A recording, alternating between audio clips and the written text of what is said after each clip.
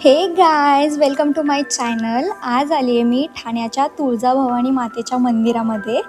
खरं तर मी पर्सनली तुम्हाला सजेस्ट करेल की हे मंदिर खूप सुंदर आणि खूप पॉझिटिव्ह एनर्जी आहे. तुम्ही नक्की नक्की नक्की त्या मंदिरात भेट द्या. खरं तर राजस गाभाऱ्यामध्ये आईचं तेज, ठाण्यातील तुळजाभवानी मातेची ही मूर्ती शिल्पकारांच्या भावनेतून साकारलेली, पण तिच्या चेहऱ्यावर तेज आणि मातृस्नेह हाच भाव मनाला अगदी थेट स्पर्शावून जातो.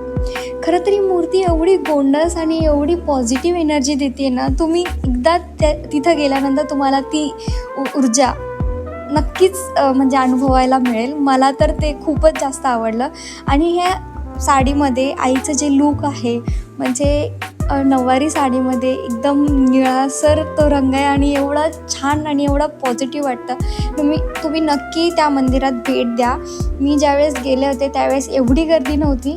तुम्ही जर ऑफ डेजला जाल तर एवढी गर्दी नसणार आहे, पण ते जे तुम्हाला दर्शन होईल ना, आणि त्या दर्शनामुळे तुमच्यावरती जो पॉझिटिव्हिटी तुमच्यामध्ये येईल आणि तुमच्या चेहऱ्यावरती जो ग्लो येईल त्या मूर्तीला बघितल्यानंतर, तो अगदी अप्रतिम आहे.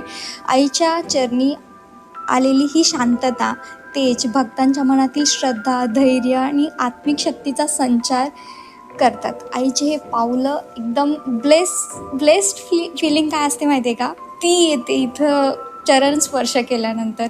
मला हे मंदिर एवढं आवडलं. मी ज्यावेळेस मंदिराची प्रदर्शना घालत होते त्यावेळेस खिडकीतून, म्हणजे छोट्या छोट्या होलमधून जे देवीचं जे रूप दिसत होतं ना, ते एकदम मनाला असं भावणारं होतं.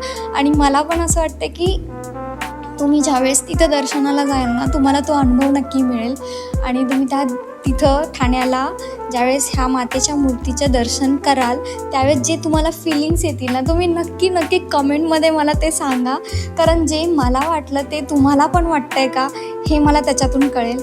आणि हा माझा ब्लॉग जर तुम्हाला आवडला असेल तर माझ्या चॅनलला लाईक, शेअर आणि सबस्क्राईब करा.